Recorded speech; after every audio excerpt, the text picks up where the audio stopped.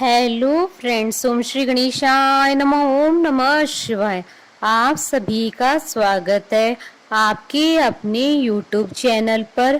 Friends, आज हम आपको इस वीडियो में बताने जा रहे हैं चमत्कारिक पाशुपति व्रत की पूजा विधि और पाशुपति व्रत कैसे करना चाहिए, कब करना चाहिए और पशुपति व्रत के नियमों के बारे में।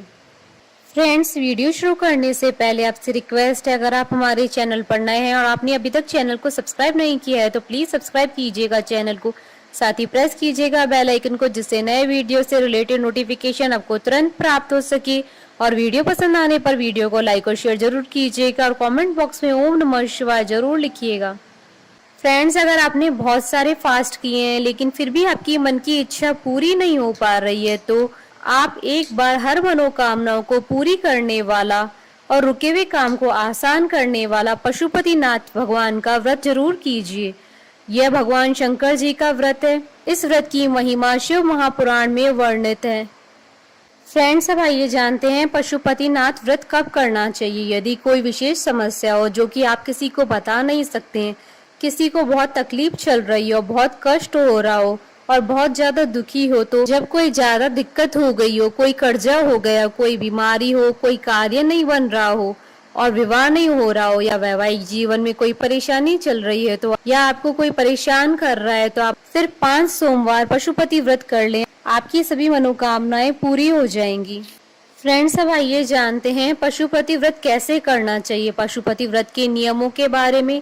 यह एक चमत्कारिक व्रत है। इसमें आपको 5 सोमवार व्रत करना है, चाहे तो 6 भी रख सकते हैं। कई बार कुछ प्रॉब्लम की वजह से हम नहीं रख पाते हैं तो एक ज्यादा भी हो सकता है। इसमें हमें सुबह उठकर स्नान आदि करके संकल्प लेना है 5 सोमवार का। आप किसी भी सोमवार से व्रत शुरू कर सकते हैं।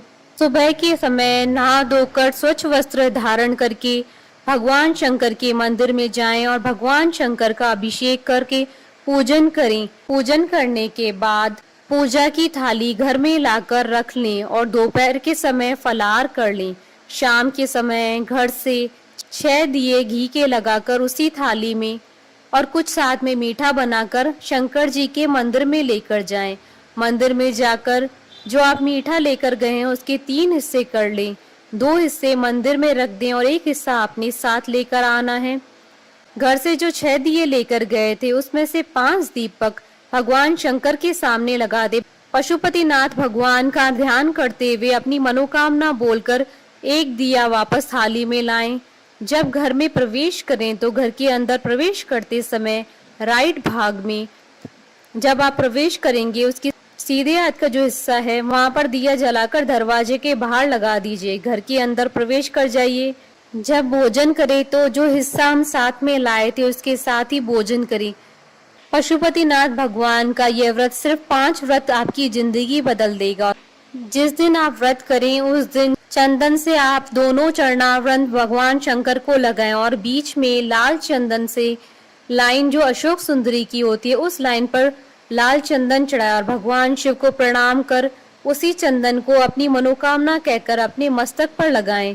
और 5वें व्रत के दिन एक श्रीफल पर मोली लपेटकर अपनी मनोकामना कहकर 108 बेलपत्र के साथ भगवान शंकर को चढ़ा दें और सीधा अर्थात आटा, चावल, दाल वगैरह शंकर जी के मंदिर में सीधे के भाव से ब्राह्मण को दे दे। शाम को व्रत का पारण कर ले। 5 व्रत जो भगवान शंकर की व्रत भगवान पशुपतिनाथ के नाम से करता है उसके सभी मनोरथ पूर्ण हो जाते हैं। अगर कोई बच्चा सीए की पढ़ाई कर रहा हो या कोई कंपटीशन एग्जाम दे रहा हो या किसी की नौकरी नहीं लग रही हो या पास नहीं हो पा रहा है तो उस बच्चे के लिए एक व्रत भी पशुपतिनाथ भगवान के नाम का कर लेता है और बीच में शिवलिंग पर जो त्रिपुंड की 3 लाइनें बनाते हैं उसमें बीच की लाइन पर शहद चढ़ा देता है और उस शहद को 1 चम्मच से उठाकर अपने घर ले और एग्जाम देने के 1 दिन पहले शहद खा लेता है तो वह बच्चा अच्छे नंबरों से पास हो जाता है और वह जिंदगी में कभी फेल नहीं होता है।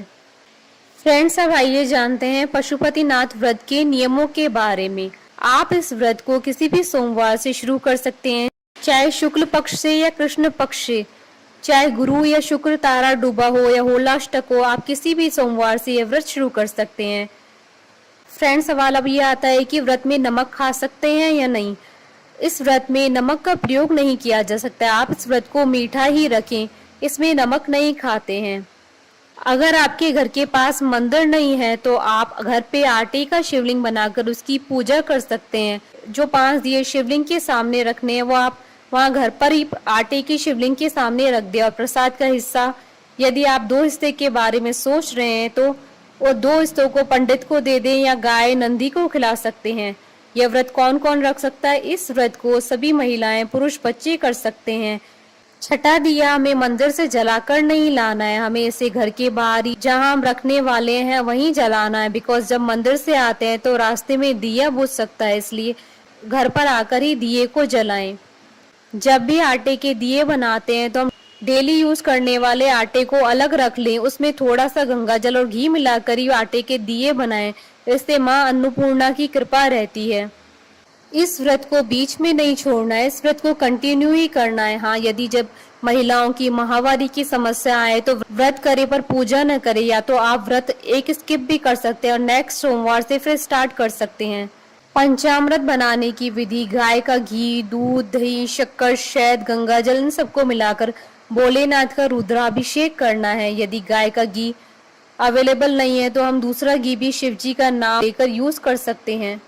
सबसे पहले व्रत वाले दिन आपको अपने बाल धोने चाहिए, पूरी तरह से हम पवित्र रहें। यदि एक दिन पहले धो लिए हैं तो आप उस दिन सोमवार वाले दिन थोड़ा सा गंगाजल बालों में लगा सकते हैं। इस व्रत में सुबह शाम दोनों टाइम मंदिर में जाकर पूजा करनी है। शाम की पूजा का अधिक महत्व होता है। व्रत वाले दिन सोना नहीं चाहिए।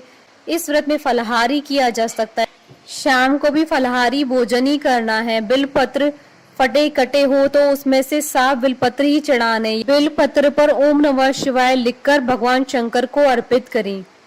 पशुपतिनाथ व्रत की उद्यापन विधि: उद्यापन प्रदोष काल में 5वें सोमवार को करना है। उद्यापन वाले दिन साबूदाने की खीर जरूर बनाएं। उद्यापन के एक दिन पहले तामसिक वस्तुओं का सेवन न करें। सूर्योदय से पहले उठे, गंगा जल डालकर स्नान करें। बेल पत्र को एक दिन पहले ही तोड़ लें। सूर्योदय से पहले उठे दूर्वा नंदी को जरूर चढ़ाएं। पूजा में रोली, कुमकुम, टूटे हुए चावल, तांबे या पीतल में रखा पंचामृत, टूटी बेल पत्र का यूज न करें। भगवान शंकर की पूजा करते समय मुंह उत्तर दिशा की तरफ होना चाहिए।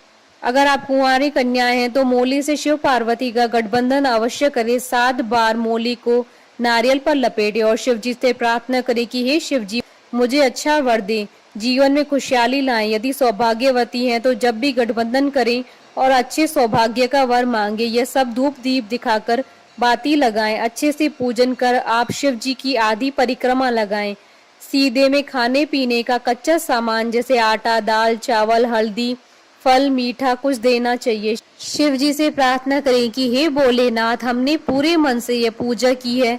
यदि हमसे कोई गलती हो गई है तो हमें क्षमा करें, मेरी मनोकामना को पूरा करें। छठा जो दीपक है वह घर के राइट तरफ लगा दें। बेलपत्र तोड़ने से पहले वृक्ष को अच्छे से नमन करें। पत्ते तोड़ते समय बेलपत्र के वृक्ष को नुकसान न पहुंचाएं। 3 पत्ती से कम बेलपत्र अर्पित न करें। बेलपत्र पर चक्र वज्र का निशान न हो।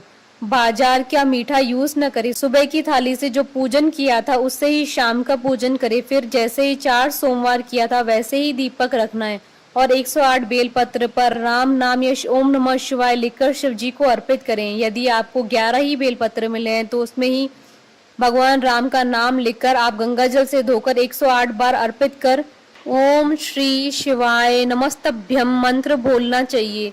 घर के बड़ों का आशीर्वाद लें, किसी की निंदा न करें। प्रदोष काल में ही पूजन करें।